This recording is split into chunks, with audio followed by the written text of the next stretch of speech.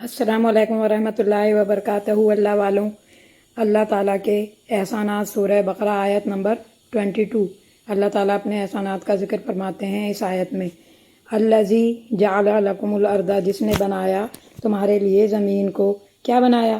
فراشن، فرش، تاکہ زمین پر تم آرام سے چل سکو۔ والسماء، اور آسمان کو کیا بنایا؟ بناء، چھت بنا دیا۔ وانزل من السماء، اور اتارا آسمان سے کیا؟ مان، پانی۔ اس سے فضا کی گندگی صاف ہو جاتی ہے اور سبزہ پیدا ہو جاتا ہے۔ پھر کیا کیا؟ اس پانی سے فاخرجہ، نکالے، پیدا کیے۔ کیا؟ بھی من ثمرات، اس سے پھل کھانے کی چیزیں۔ کیوں نکالی؟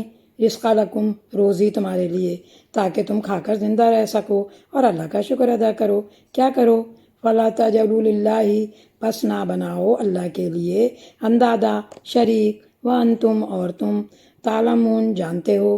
کیا جانتے ہو؟ کہ رزق دینے والا اللہ ہے، اس نے اکیلے تم کو پیدا کیا، سب کچھ دیا، تم کو معلوم ہے جو اللہ نے کیا وہ کوئی اور کر نہیں سکتا۔ یہ سب نعمتیں اس کی دی ہوئی ہیں، آنکھیں کھول کر دیکھو اس نے تمہارے لیے کیا کچھ پیدا کیا۔ یہ زمین جس پر تم چلتے ہو، رہتے ہو، سوتے ہو، جاگتے ہو، آرام کرتے ہو، تمہارے سب کام جو زمین پر ہو رہے ہیں وہ زمین کس نے بنائی؟ زمین کو تمہارے لیے آرام دہ بستر بنایا۔ زمین مسلسل حرکت کر رہی ہے اور تم آرام سے ہو۔ سوچو اگر یہ اونچی نیچی ہوتی تو تم اس پر کیسے چڑھتے؟ آسمان کو چھت بنایا۔ چھت کا تصور ایک گھر کا تصور دیتا ہے۔ دنیا تمہارے لیے ایک گھر کی حیثیت رکھتی ہے، زمین بستر کی طرح اور آسمان چھت کی طرح۔ اس کے بیچ میں تم امن سے رہ رہے ہو۔ کبھی سوچا تم نے یہ سب کچھ تمہیں کہاں سے ملا، کس نے دیا؟ صرف بنا کر چھوڑ نہیں دیا، کھانے پینے کو دیا۔ گھر ہو اور کھانے کو نہ ہو تو زندگی نہیں گزرتی۔ پانی کا ذکر کیوں؟ یہ زندگی کے وجود کی علامت ہے۔ بارش کی شکل میں پانی اتارا جس سے تمہاری غذائی ضروریات پوری ہوتی ہیں۔ پھر تم اوروں کی محبت میں گرفتار ہو جاتے ہو، اوروں کو قابل توجہ سمجھتے ہو اور اللہ کو بھول جاتے ہو۔ یہ تو بڑی زیادتی کی بات ہے۔ اس آیت میں اللہ تعالیٰ نے بنیادی چیزوں کی طرف توجہ دلائی ہے اور اپنی پہچان کروائی ہے کہ جو ہمارے چاروں طرف ہے، جس کے بغیر زندگی گزر نہیں سکتی، اس پر غور و فکر کی دعوت دی جا رہی ہے۔ خود فیصلہ کرو، جب دینے والا اللہ ہے تو ہمارا سب کچھ اس کے لیے ہونا چاہیے، پھر شرک کیوں کرتے ہو؟ اس کی بنائی ہوئی زمین پر، اس کے بنائے ہوئے چھت کے نیچے رہتے ہو اور اسی کا بھیجا ہوا پانی پیتے ہو، اس کے اگائے ہوئے سبزی دالیں پھل کھاتے ہو اور پھر اسی سے منہ موڑ کے دوسروں کی طرف رخ کر لیتے ہو۔ بعض اوقات ہم چھوٹی چھوٹی چیزوں کو شریک بنا لیتے ہیں۔ اگر گھر میں کتا نہ ہوتا چوری ہو جاتی، ڈاکٹر نہ ہوتا میں مر جاتا۔ ہم کیا سمجھتے ہیں بچانے والا کون؟ کتا یا ڈاکٹر؟ کتا ڈاکٹر سے فائدہ پہنچا تو اللہ کے اذن سے پہنچا۔ زندگی دینے کی طاقت ڈاکٹر میں نہیں، ڈاکٹر سبب اور ذریعہ ہے جو اللہ کے اذن سے کام کرتا ہے۔ انسان اللہ کے بعد اس کائنات کی سب سے بڑی طاقتور اور عقل مند چیز ہے۔ اللہ نے انسانوں کو بڑا رتبہ عطا کیا ہے اور بہترین مخلوق بنا دیا ہے۔ دنیا اتنی وسیع ہے کہ کوئی انسان ایسا نہیں جس نے پوری دنیا دیکھ لی ہو۔ لوگ ورلڈ ٹور کی بات کرتے ہیں، کچھ مشہور ملک دیکھ لیتے ہیں۔ اگر دنیا دیکھ بھی لی تو بنائی تو نہیں نا، بنانے والا تو اللہ ہے اور وہ اس قابل ہے کہ تم اس سے مرعوب ہو، اس سے محبت کرو اور اس کے آگے جھک جاؤ، اس کی بات مانو۔ انسان بات اس کی مانتا ہے جس کو اپنے سے بڑا سمجھتا ہے، جس کو اپنے سے چھوٹا سمجھتا ہے اس سے منواتا ہے۔ مثلاً اسکول میں چپراسی اور ٹیچر ہیڈ ماسٹر کی بات مانتا ہے، حالانکہ دونوں انسان، ایک کا رتبہ اور مقام بڑا، اللہ تعالیٰ بڑا، اللہ اکبر، حکم اس کا چلنا چاہیے، اس کے بتائے ہوئے بندوں کا نہیں، خواہشات کا نہیں، شیطان کا نہیں۔ پانی برسایا، پھر اس سے ہماری غذائی ضروریات پوری کی۔ لوگوں عقل سے کام لو، جس اللہ کے اتنے کمال ہیں اس کے ساتھ کسی کو شریک نہ ٹھہراؤ۔ تم کو پتہ چل چکا ہے، تم جانتے ہو، وَأَنْتُمْ تَعْلَمُونَ۔ آپ کسی بھی انسان سے پوچھیں یہ سب کس نے بنایا، وہ یہی کہے گا اللہ نے بنایا۔ تو پھر کیا ان چیزوں پر اللہ کا حکم نہیں چلنا چاہیے؟ اللہ کی تخلیق، اللہ ہی مالک، چیزوں کو پالنے اور بڑھانے والا، تو عبادت بھی اس کی۔ یہ تو کوئی بات نہ ہوئی کہ سب کچھ دے تو اللہ ہم کو اور بات ہم کسی اور کی مانے جس نے ہمیں پیدا بھی نہیں کیا، جس نے ہمیں رزق بھی نہیں دیا، ہم اس کی بات مانتے چلے جائیں تو نتیجہ کیا ہوگا؟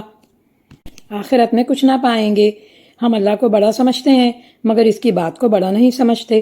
زبان سے تو کہتے ہیں اللہ اکبر اور عمل کیا کرتے ہیں؟ ایک چھوٹی سی مثال سے سمجھیں، ہم نے نماز پڑھی، کہا اللہ اکبر، اللہ سب سے بڑا، اور جب بازار میں نکلے تو بڑا کس کو سمجھتے ہیں؟ اگر اللہ کو سمجھتے تو وہاں بھی اللہ کی مرضی کے مطابق رہنا چاہیے۔ اللہ کا حکم ہے اے مسلمان عورت اپنی زینت کو چھپا کر باہر جاؤ، لیکن ہم وہ نہیں مانتے تو ہم نے کس کی بات بڑی کی؟ دوسرے انسانوں کی یا اپنے دل کی بات بڑی کی؟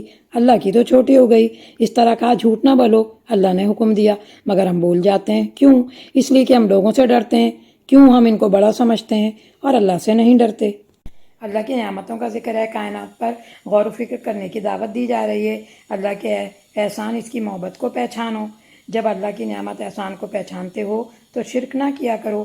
ترجمہ اس آیت کا 22 آیت کا، اس رب کی عبادت کرو جس نے تمہارے لیے زمین کو فرش اور آسمان کو چھت بنایا اور آسمان سے پانی برسایا اور اس کے ذریعے تمہارے لیے بطور رزق پھل پیدا کیے، لہٰذا اللہ کے ساتھ دوسروں کو شریک نہ بناؤ، حالانکہ تم یہ سب جانتے ہو اللہ نے تمہیں پیدا کیا ہے اور تمہاری ضرورت کی چیزیں بھی پیدا کی ہیں۔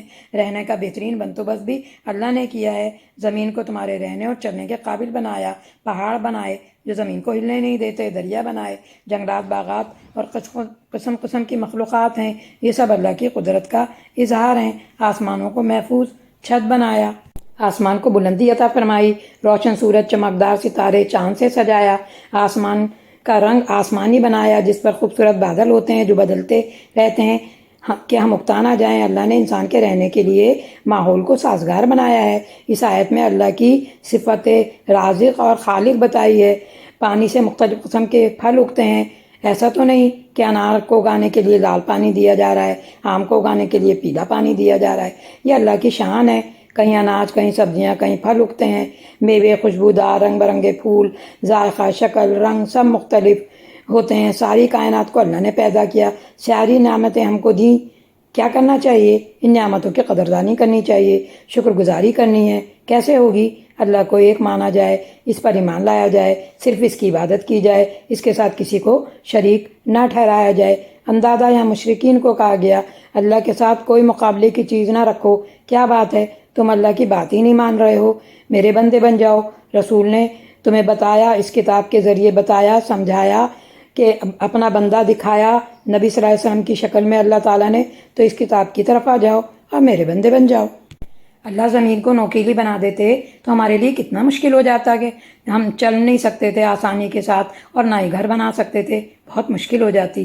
چھت محفوظ نہ ہوتی تو آسمانی تیز شعاعوں سے جل کر مر جاتے۔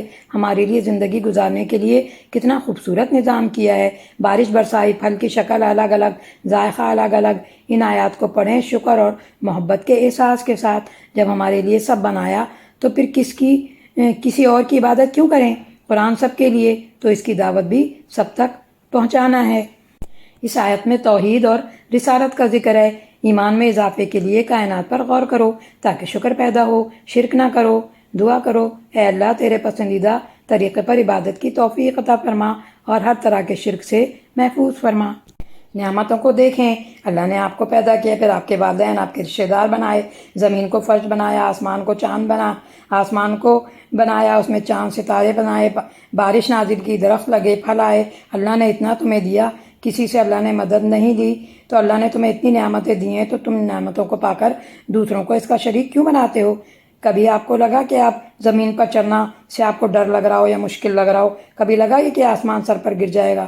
نہیں۔ اور ثمر سے مراد ہے محنت کا پھل۔ علم کا ثمر نیک عمل ہے، اللہ ہمیں یہ نصیب کر دے۔ نیک عمل کا ثمر جنت ہے۔ درخت کے پھل کو بھی ثمر کہتے ہیں اور روپے پیسے کو بھی ثمر کہتے ہیں۔ ثمر کے معنی فائدہ دینا۔ زمین کو اللہ کی ذات اور صفات میں کسی کو شریک نہ کرو۔ سارے کام کون کر رہا ہے؟ اللہ ہی کر رہا ہے۔ ساری نعمتیں اس کی طرف سے آئی ہیں، تو تم پھر توحید پر کیوں قائم نہیں رہتے؟ ہم کہتے ہیں کہ ہم کسی کو اللہ کا شریک نہیں بناتے، لیکن ہماری گفتگو میں شرک کا شائبہ ہوتا ہے۔ اس کی وضاحت بخاری کی ایک حدیث سے ہوتی ہے کہ ایک شخص نے آپ صلی اللہ علیہ وسلم سے کہا جو اللہ چاہے اور جو آپ چاہیں، تو آپ صلی اللہ علیہ وسلم نے فرمایا تو کیا مجھے اللہ کے ساتھ شریک ٹھہراتا ہے؟ یوں کہو کہ جو اللہ اکیلا چاہے، کیونکہ ہر کام اللہ کی مرضی سے ہوتا ہے جو رب العالمین ہے۔ اس لیے شرکیہ جملے ہیں۔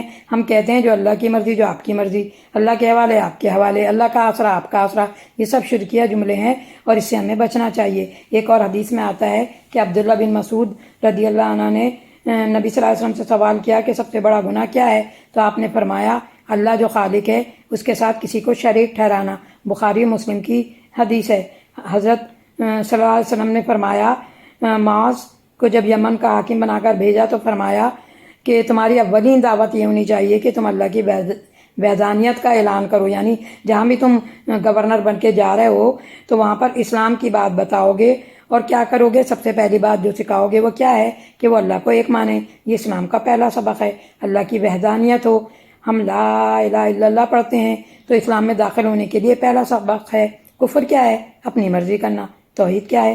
میری کوئی مرضی نہیں، مجھے اللہ کی ماننا ہے. سب سے بڑا اللہ، عظمت والا اللہ.